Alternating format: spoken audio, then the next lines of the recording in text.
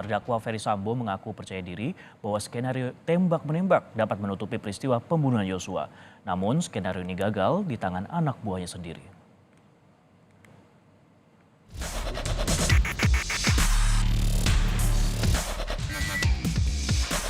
Ferdy Sambo bersaksi untuk 3 mantan anak buahnya yang kini menjadi terdakwa perintangan penyidikan pembunuhan Yosua pada Kamis lalu. Sambo dihadirkan untuk menjadi saksi mahkota untuk terdakwa Hendra Kurniawan, Agus Nurpatria, dan Arif Rahman Arifin. Saat menjadi saksi, Ferdy Sambo menceritakan ketika dirinya menyusun skenario tembak-menembak. Sambo percaya diri, skenarionya dapat menutupi peristiwa penembakan Yosua. Jadi saudara sangat percaya diri, begitu ya? Percaya diri dalam hal apa nih yang saudara maksudkan? Dalam hal membuat skenario itu, karena saya pikir bahwa dengan sudah menembakkan senjata Yosua ke dinding, kemudian dengan untuk menyelamatkan Richard, ada tembak-menembak, ini berarti perlawanan ada di Perkap 1 2009 tentang penggunaan kekuatan ini bisa masuk, yang mulia. Jadi itu mungkin yang pikiran singkat saya waktu itu, bagaimana kemudian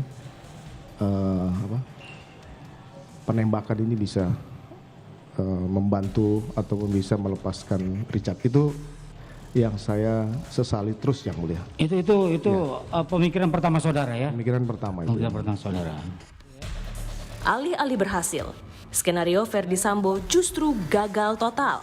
Skenario Sambo diungkap oleh mantan anak buahnya Eliezer, yang belakangan justru jadi penguak fakta di kasus pembunuhan Yosua.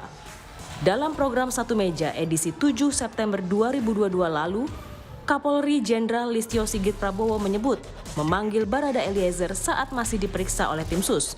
Di hadapan Kapolri, Eliezer mengaku dijanjikan perlindungan oleh Sambo jika mau mengikuti skenario buatannya. Richard kemudian merubah keterangan. Saat itu Richard saya panggil lagi di hadapan tim sus ya. Dia menjelaskan bahwa dia mau merubah keterangannya karena pada saat itu yang bersangkutan dijanjikan oleh saudara FS bahwa kalau Richard mau membantu menjelaskan perannya sesuai dengan skenario awal yang terjadi tembak-menembak itu, dia akan dilindungi, kan begitu? Oleh FS? Oleh FS.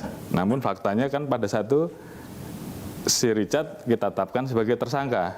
Oke. Sehingga kemudian dia sampaikan ke saya, Pak, saya tidak mau dipecat, saya akan bicara jujur, kan begitu. Jadi ini memang melalui proses yang cukup panjang. Sejumlah saksi dan ahli sudah dihadirkan dalam sidang pembunuhan Yosua. Pekan depan, Jaksa Penuntut Umum akan membacakan tuntutan terhadap terdakwa Eliezer. Tim Liputan, Kompas TV.